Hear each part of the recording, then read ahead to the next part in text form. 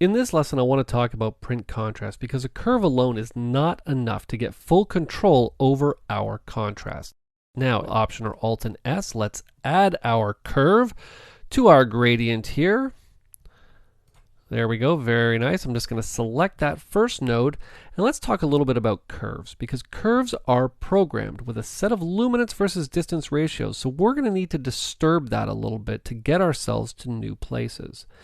Now, a popular way to manipulate contrast is to compress both the shadows of the blacks and the highlights, or the whites, so that basically we're gathering that black information together in more or less a straight line. Then we're going to do the exact same thing for the whites so that it doesn't spread them all over the place. Now, this is often referred to as a printed look. So let's get in and let's set this up. With that first node selected, I'm going to navigate right down here to our drop down, and we're going to add our default anchors. Now I need to remove a couple of them like such, and let's straighten this out. We don't want to have a straight line right there. We still want to have just an ever so slight bit of a curve. Let's just bring this one down a little bit and do the exact same thing with the white levels. There we go.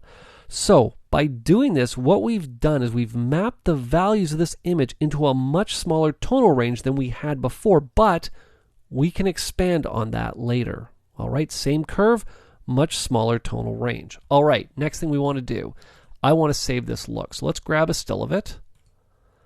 Once the still is grabbed, let's make sure it's there. Very nice. Let's come to the shot we're going to apply this to. We're simply going to right click. We're going to apply that grade. Very nice. Let's just spread this out just a little bit here. Perfect. All right, now as you can see, the shadows and the highlights are gathered together, which creates a very nice and soft transition between the tonal range. Now, with the log shadow control, we can bring the shadows down if we want to, which is basically bringing down the gathered shadows, because remember, we just gathered them together by compressing that curve. So now we can get in and bring down the gathered shadows. So let's add another node. We're just going to make a slight adjustment here. I'm just going to start dragging it south. Maybe we'll take it down to about 0.5. It's also worth mentioning that the log controls are designed to be used on log footage only, so don't expect the same results when applying them on linear footage. A very slight adjustment here, very nice. We're not pulling the blacks all the way down to 0 on our scopes, as we want to keep texture in the blacks and concentrate the contrast on the midtones. You can use lift instead of the log shadow control, but shadow will give you more precise control as the pivot can be set to only affect the range of the blacks you want.